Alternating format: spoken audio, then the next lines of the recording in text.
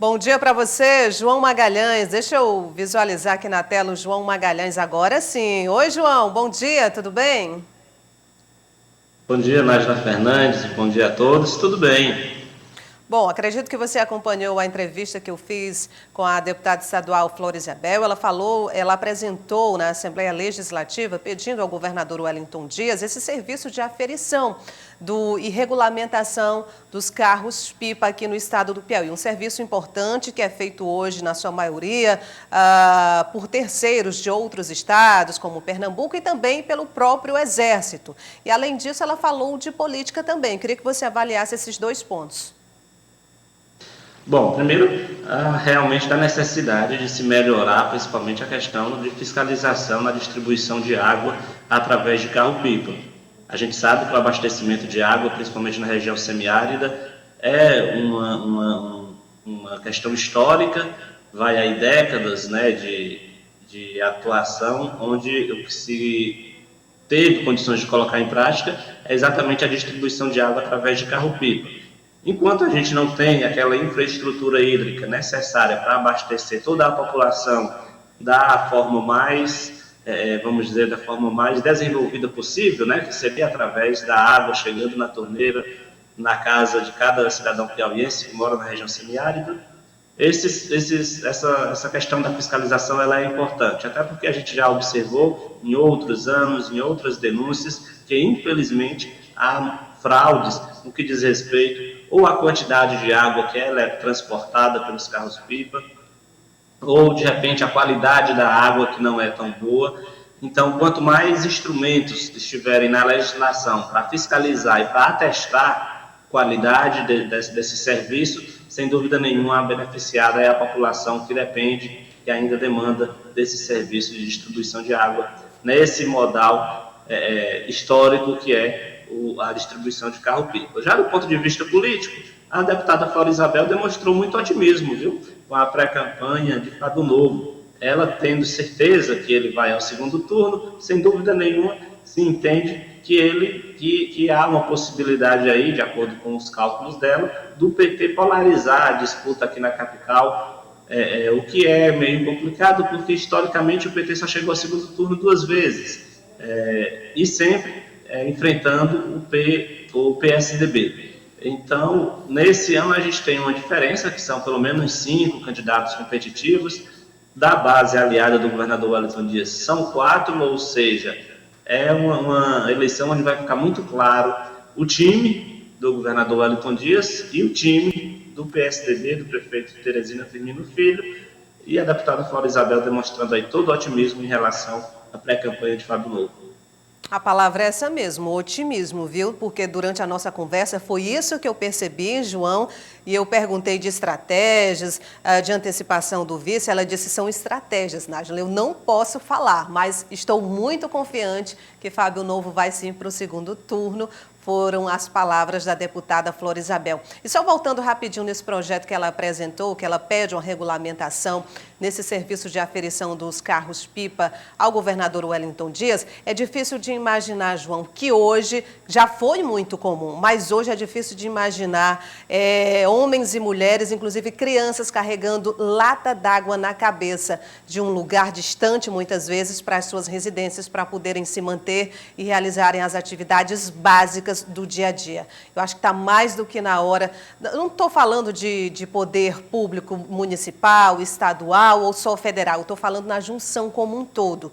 Não dá mais para a gente. Assim como é difícil a gente acreditar que no nosso país tem gente morrendo de fome, também é difícil de acreditar que a energia elétrica ainda não chegou em um lugar que é denominado de interior, de um pequeno povoado, como também é difícil de aceitar que crianças e adultos ainda carreguem água na cabeça para, repito, poderem se manter e realizarem as atividades diárias que são básicas. Bom, mudando de assunto, mas ainda na Assembleia Legislativa, tomou posse nesta terça-feira, lá na Alep, a deputada Jove Oliveira, do PTB. A gente tem um vídeo. E dizer, querido presidente, que a nossa passagem aqui nesta casa, que o senhor tem cuidado com tanto amor e dedicação, a minha passagem, os meses que aqui eu ficarei, porque eu estou deputada, eu não sou deputada. Eu sou enfermeira, comunicadora, cidadã piripiriense, mas vamos estar aqui passando e, acima de tudo, honrando os milhares de amigos que foram às urnas em 2018 e que votaram nesta piripiriense. Honrarei sim a Constituição Federal, a Constituição do nosso estado do Piauí. É um livro que é presente aqui na mesa do nosso presidente, Constituição do estado do Piauí. Honrarei defendendo a todos. Estou muito feliz, quero abraçar a minha família, os nossos amigos, o povo piauiense, os nossos amigos da região norte e a minha amada Piripiri, que pela primeira vez na história tem uma deputada estadual nascida e criada na terra de Padre Freitas. Muito obrigada. Se eu não me engano, o Jove ficou até emocionada ali no finalzinho. Bom, ontem nós mostramos a posse da deputada Lisier Coelho, então hoje a gente está mostrando também a posse na Assembleia Legislativa de Jove Oliveira. Inclusive, João, Jove é a 10ª suplente da coligação que elegeu o governador Wellington Dias, não é? Isso mesmo. Esse processo de articulação política que o governador Wellington Dias tem colocado em prática e que, obviamente, leva à Assembleia Legislativa mais um nome, Jove Oliveira, que é pré-candidato a prefeito da cidade de Piripiri. Portanto, lá em Piripiri, a gente sabe, a cidade é comandada por um opositor histórico, né, do governador Wellington Dias, o prefeito Luiz Menezes, eleição sempre acirrada, e agora o governo do estado, vamos dizer, reforça o seu time, tenta articular esse enfrentamento, garantindo mais apoio e poder, né, claro, influência à pré-candidata Jove Oliveira. Portanto, Nájila, essa questão da posse também destaca que lá na Assembleia a gente deve ter, pelo menos na tribuna, alguns debates bem acirrados. Afinal de contas, lá está também, como deputado estadual, Mardem Menezes, do PSDB, adversário direto de Jove Oliveira. Então, provavelmente, a gente vai ter, nesse período de campanha eleitoral, alguns enfrentamentos na Assembleia Legislativa. O que a gente espera é que esse enfrentamento não atrapalhe o bom andamento dos trabalhos naquela casa. Lembrando que, além de Jove Oliveira, outros deputados também devem ser candidatos, como o próprio Fábio Novo, Doutor Hélio, enfim, entre outros nomes que ainda podem entrar na disputa por prefeituras neste ano. João Magalhães, o PSDB da capital protocolou ação judicial contra o pré-candidato do PL a prefeito de Teresina, Fábio Abreu. O pré-candidato é acusado de usar marcas de programas públicos em perfil de rede social. O advogado de Fábio Abreu se pronunciou. Dentre outros fatos, e de uma forma genérica, o partido alega que o então pré-candidato Fábio Abreu abusa do poder político, abusa do poder econômico e, ao final, se requer cassação do registro e inexigibilidade. No entanto, antes de se adentrar ao tema, se observa, infelizmente, que é uma ação temerária, que visa unicamente e tem um único intuito de apagar o histórico do então pré-candidato Fábio Abreu. Ou seja, se requer que se apaguem algumas fotos alegando ser imagens institucionais e se faz uma certa confusão nessa diferenciação entre o que é a propaganda institucional, o que é a figura do pré-candidato e o que é a figura do deputado federal que cumpre com seu papel parlamentar. Então se observa esse intuito temerário de apagar esse histórico do pré-candidato, de um passado de muito trabalho, ou seja, há um certo incômodo do partido representante.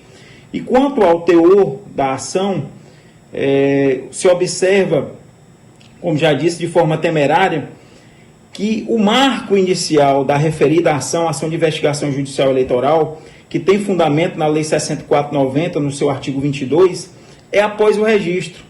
Nesse momento que nós estamos vivendo, é um momento de pré-campanha. Não há candidato, e sim pré-candidato. Ou seja, o artigo 22 da Lei 64/90 é claro, os fatos imputados são imputados a candidatos e não a pré-candidatos.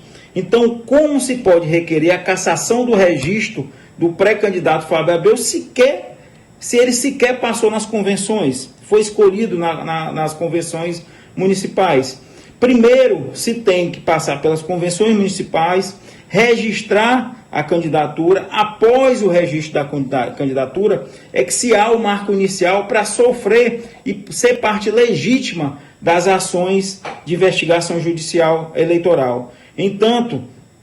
No entanto, a presente ação, como já dito, sequer deve ser conhecida pela Justiça Eleitoral, porque não tem fundamentação jurídica. O nosso ordenamento jurídico, o Tribunal Superior Eleitoral, de forma pacífica, tem vários precedentes nesse sentido de que o marco inicial para se ajuizar uma ação de investigação judicial eleitoral é após o registro da candidatura e não no momento da pré-candidatura.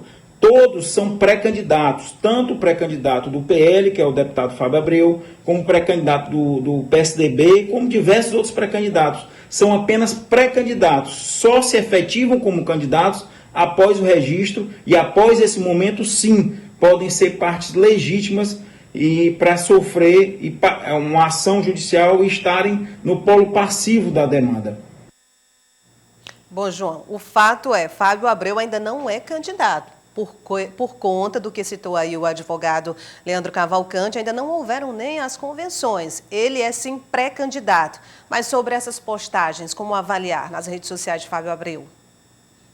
Olha, Nájila, primeiro que, sem dúvida nenhuma, essa ação é apenas o pontapé para uma série de outras ações judiciais que vão vir de uma coligação contra a outra, de candidato contra candidato, alegando propaganda irregular, alegando outro tipo de irregularidade, alguns com objeto, né, de denúncia bastante vasto, outros apenas para gerar uma discussão, para tentar, de uma certa forma, prejudicar o âmbito jurídico da outra campanha, enfim. O embate jurídico na campanha eleitoral, ele também é uma estratégia, sem dúvida nenhuma, das eleições, e todas as chapas têm as suas estratégias. Com certeza a gente ainda vai ver várias ações sendo ajuizadas, algumas com bastante possibilidade de avançarem, outras não. No que diz respeito ao mérito da questão, obviamente a Justiça ainda não se posicionou, mas eu entendo que, enquanto deputado federal, eu acho que todo mundo pode fazer, sim, a divulgação das suas ações enquanto ocupou um cargo público. E, obviamente, que a gente ainda está em pré-campanha, portanto, não há, eu particularmente não vejo nenhuma irregularidade no fato do deputado federal Fábio Abreu, pré-candidato a prefeito de Teresina, está anunciando as ações que ele realizou enquanto secretário, assim como também não há nenhum impedimento de, por exemplo, Kleber Montezuma, pré-candidato a prefeito pelo PSDB, fazer divulgação das suas ações enquanto foi secretário de Educação, enquanto ocupou outros cargos na administração pública. Isso faz parte, obviamente, do histórico de cada um deles, e esses embates jurídicos, com certeza, estão apenas começando.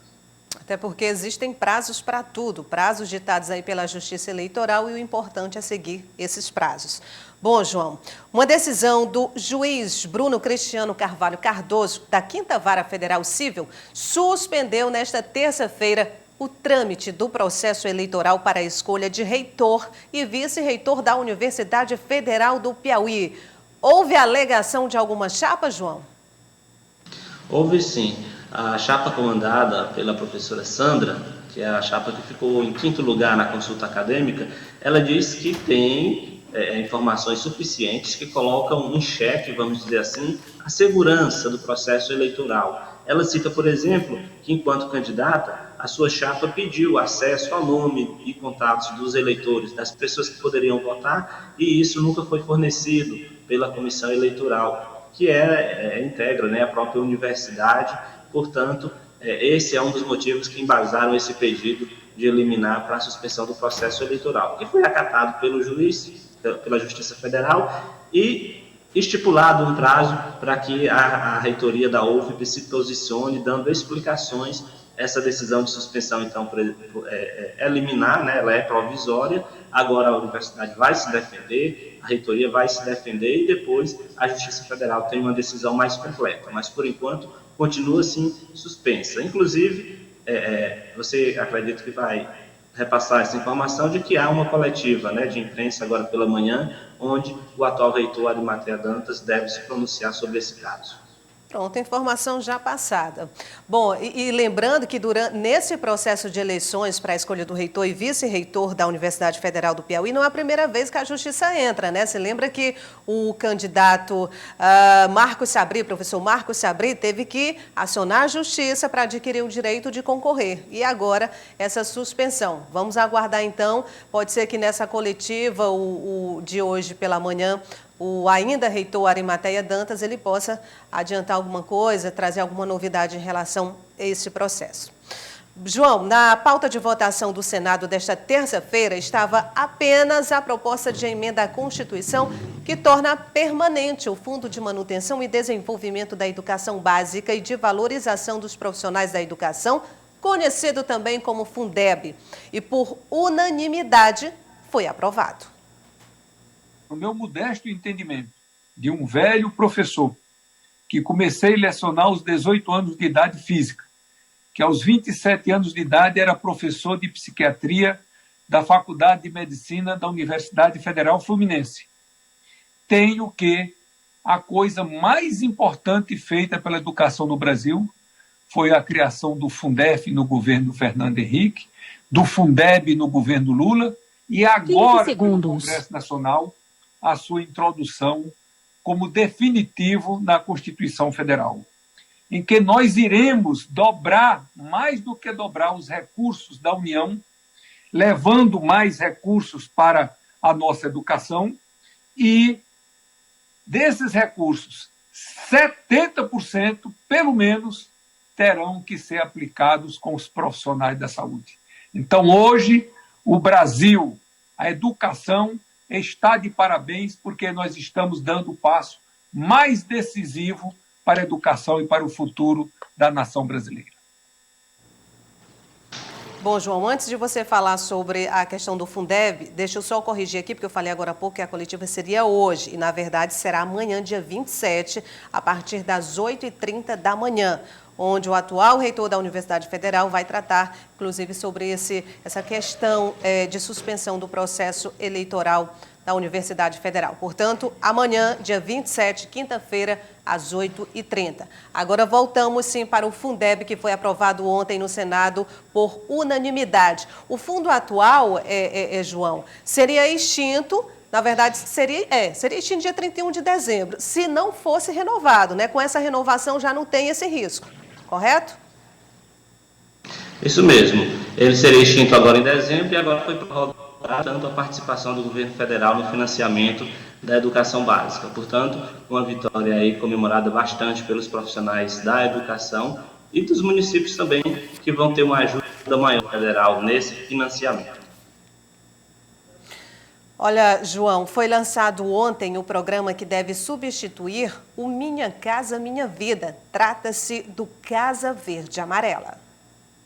O capital especulativo está fugindo do Brasil. Que bom, pode ir embora. Nos interessa o capital que vai investir em recursos e projetos de médio e longo prazo, que geram emprego, desenvolvimento e renda. E isso também, como consequência, nos permite hoje lançar um programa em que os juros serão a partir de 4,25% no norte e nordeste brasileiro e 4,50% nas demais regiões do país. E a redução da remuneração do agente financeiro ao longo dos próximos 4 anos, né, de forma gradativa, vai permitir, senhor presidente, que mais 350 mil unidades sejam construídas com menos dinheiro, senhor presidente. Porque o subsídio da Caixa Econômica Federal, do Fundo de Garantia, vai diminuir ao longo desse período de 9 bilhões para 7,5 bilhões de reais. E mesmo assim, com a diminuição dos custos financeiros da operação, nós iremos acrescer 350 mil moradias a mais, né, que serão construídas no Brasil. Bom, João, sem dúvida os juros baixos são os grandes atrativos desse programa a partir de agora, mas aí a gente lembra que o presidente Jair Bolsonaro quer mesmo apagar qualquer marca do passado, não é? Substituindo o Minha Casa Minha Vida agora, por exemplo, pelo Casa Verde Amarelo, e já vem aí para daqui a pouquinho a gente falar também sobre o Renda Brasil, que no caso substitui o programa Bolsa Família. Com certeza, e assim vai seguir, eu acredito, vários programas sociais, por exemplo, do evento, programas vinculados diretamente que devem passar por mudanças respeito ao nome, a propaganda em cima deles, numa estratégia, obviamente, do atual governo de imprimir uma marca referente à própria gestão do presidente Jair Bolsonaro. Nájila. Ok, João, muito obrigado. Um ótimo dia para você. Até amanhã. A gente fecha agora a nossa janela política.